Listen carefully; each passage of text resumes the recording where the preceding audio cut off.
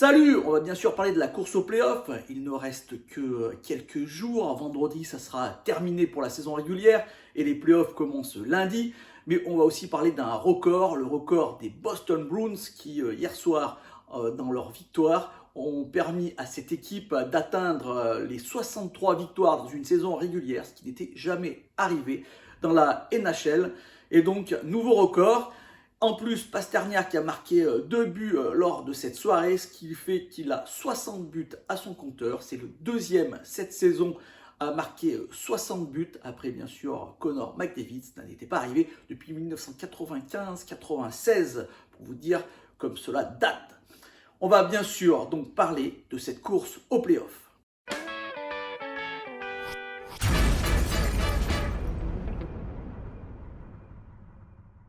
La division Atlantique, là, c'est carré. Boston, premier, largement premier. Toronto et Tampa Bay ne bougeront pas. Toronto affrontera les Lightning de Tampa Bay et aura l'avantage de la glace. Du côté de la métropolitaine, on a la Caroline qui est premier. New Jersey est juste derrière à 1 point, mais avec un match en moins. Et les Rangers de New York sont là. Ils peuvent encore aller chercher cette première place, mais ça sera, à mon avis, très compliqué. La Caroline, attention, doit jouer les Panthers de la Floride qui, eux, se battent pour une place en playoff. Donc, on en parlera juste après pour la wildcard. Ça se joue encore du côté de la métropolitaine, même si la Caroline a un léger avantage pour cette première place. Et donc, la wildcard, comme je vous le disais, il y a 4 équipes qui sont encore en jeu. Les Sabres de Buffalo, qui sont la dernière équipe. À mon avis, ça va être compliqué pour eux. Les Sabres de Buffalo, il leur reste encore à affronter les Devils du New Jersey et les Rangers de New York. Donc, il y a encore du lourd à aller gagner. Il faudrait qu'ils gagnent tous leurs matchs et que les autres équipes en perdent quelques-uns. Donc, à mon avis, pour les Sabres de Buffalo, ça va être compliqué. Il nous reste Pittsburgh qui a 1 point en moins de la Floride et des Islanders. Mais attention, les Islanders, à mon avis, sont qualifiés, c'est presque sûr. Et Pittsburgh n'a plus d'équipe importante à jouer. Pittsburgh ne joue que des équipes qui sont déjà éliminées. Alors que les Panthers doivent affronter cette nuit Toronto. Et oui, Toronto, ils sont déjà deuxième de cette division atlantique. Mais surtout, ils doivent affronter les Hurricanes de la Caroline qui se battent pour cette première place dans la division métropolitaine. Si on prend le calendrier, c'est Pittsburgh qui serait devant les Panthers de la Floride. Si on prend le calendrier, après tout est possible. Si les Panthers réussissent à gagner leurs 2 matchs, ils sont sûrs d'être qualifiés. On passe à l'association de l'Ouest. L'association de l'Ouest ou la division centrale, là aussi c'est très serré. L'Avalanche du Colorado est première avec 2 points. Ils sont sur une série vraiment fantastique, 5 victoires d'affilée. Dallas et Minnesota sont juste derrière, 2 points de moins pour Dallas et 4 points de moins pour le Wild du Minnesota. Ça va être très serré de ce côté-là. Au niveau de la Pacifique, là aussi c'est serré, donc tout est serré.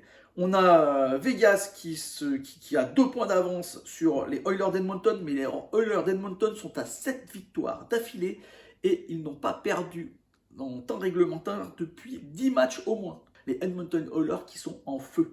Et les Kings de Los Angeles qui ont un peu plus de mal en cette fin de championnat. 3 défaites de suite pour eux et ils vont lâcher, ils ne peuvent plus aller récupérer cette deuxième ou première place. Donc les Kings de Los Angeles qui doivent faire quand même attention aux Kraken de Seattle qui sont qualifiés et qui vont se battre justement pour cette 3e place. Attention pour les Kings de Los Angeles, ils pourraient perdre leur 3e place.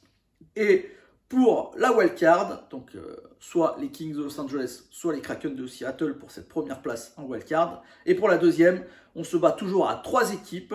Les Jets de Winnipeg qui ont 1 point de plus que les Flames de Calgary, mais avec 1 match en moins. Et les Predators de Nashville qui sont encore là, qui peuvent encore se qualifier. Mais là, c'est comme les Sabres de Buffalo, ça me paraît compliqué, surtout qu'ils ont un énorme calendrier. Ils doivent encore affronter l'Avalanche du Colorado et le Wild du Minnesota. 2 équipes qui se battent pour cette première place dans la division centrale. Ça me paraît très compliqué. Et il faut qu'ils affrontent les Flames de Calgary dans un duel direct pour la qualification justement. Les Flames de Calgary qui, eux, ont un calendrier plutôt sympa. Ils ont à battre les Predators Nashville et les Sharks de San José, et donc qui devraient gagner leurs 2 prochains matchs. Mais malheureusement, les Flames, on sait, font toujours des contre-performances.